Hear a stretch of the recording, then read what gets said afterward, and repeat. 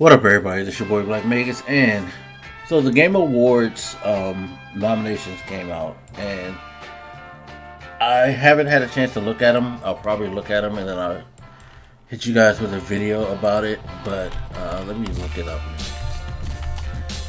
right now just to see. But I was listening to a podcast, have a conversation about it, and there was a debate on Clair Obscur. So the issue with Clair Obscur was that while they had no issue with it having the most nominees ever in Game Awards history, there was one particular category, and I'm glad I'm looking it up because I want to make sure I get the name of the category. It was Best Indie Game, Best Independent Game. They were nominated there in that space. They're going up against Absalom, Ball Pit, Blueprint, Hades 2, and Hollow Knight Silksong. Now, the debate was, is Clair Obscur an indie game? And part of the argument was, like, while the original core team for the studio numbered somewhere like between 10 and 15 people, there were hundreds of people hired on to the project to help develop it. And they felt like because there were hundreds of people working on the game, this wasn't an indie, game. And the game was originally, I think Microsoft published it. So, a fairly large amount of people worked on it, and it was published by a major publisher. It wasn't the publisher that was the issue. It was the number of people that worked on it that made them say, well, how is this an indie studio if they got hundreds and hundreds of people developing this game? And now that I think of it, I don't think it was hundreds. I think it was at least, they hired over 100 new people to work on it. So, in any event, the question I bring to the floor is, what makes a game an independent game? What makes you an indie developer?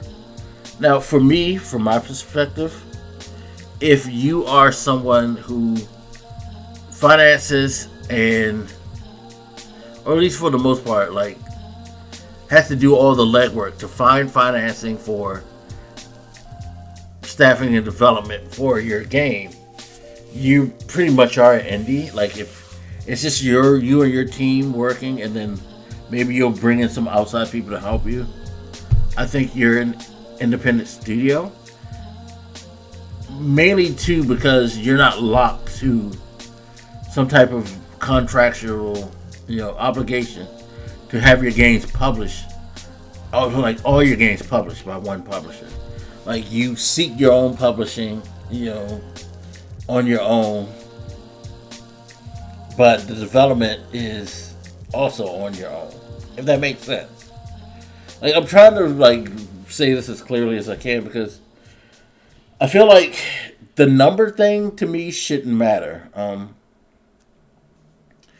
Or is it the fact that if you're able to afford to hire that many people, you're not just like some,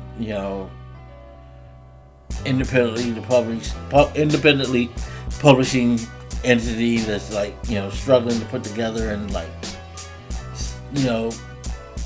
looking for funding, looking for support. I really need to know that now, especially since we're moving into an era where most independent games are outshining these large AAA games in the gaming space. They're able to do these fantastic stories, fantastic gameplay, in some cases graphic, masterpieces, without the consistent backing of a large publisher, in the sense of a studio like Insomniac for Sony, or I forget the name of the publisher, the developers, but the studios behind things like Gears and Halo. They're not guaranteed a job. They're not guaranteed financing. They're not guaranteed publishing. But they're putting in money and they're putting in the time and investment to make these high quality games that we're all celebrating. Again, Clair Obscur, or shit. Let's just not take Clair Obscur out of the picture. Hollow Knight, Silk Song, These guys work to put out this sequel, and it ended up being a great game. Or like Hades 2, Ball Pit being something that a lot of people are really into now. These aren't games that have a huge amount of backing. Now, here's an interesting thing to throw in the mix too. A game like Ball Pit, they have the backing of, Devolver Digital, which has backed a lot of independent games. They are a solid publishing entity. So if you get tied with Devolver, who's had plenty of successful games that they publish, are you independent? Is your independence, based on just the fact that, you're not necessarily owned by these people, like I said before, or if the people that you get with aren't that big? Because Devolver, while they're well known, they're not that big in comparison to Microsoft. I don't know.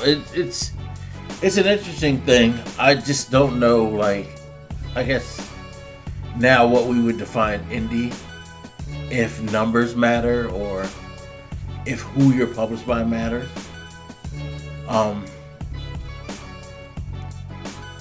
Again, I feel like if you're just a studio that does not have a contractual obligation to have your games published consistently by another developer or a overall entity, like how Activision was a publisher and they had a lot of studios working for them, but ultimately Activision was a company that had the sustainable funding to be able to put out these games before Microsoft acquired them. Devolver is another company that, has the sustainable financial, resources to just fund these studios. So the studios working for them, should they be considered indie or should they not be because of this big entity? I still say Clair is a indie because of that, because they're not owned or obligated to Microsoft or any publisher. They had to seek that out. They were developing, even though they took some of the money for development and hired more people, still an independent studio to me. That's just how I see it. But curious to see what you guys think. Anyway, as always, you guys feel free to hit me up. Let me know what you think, and I'll talk to you later. It's your boy Blak, Magus, and I'm out. Deuces.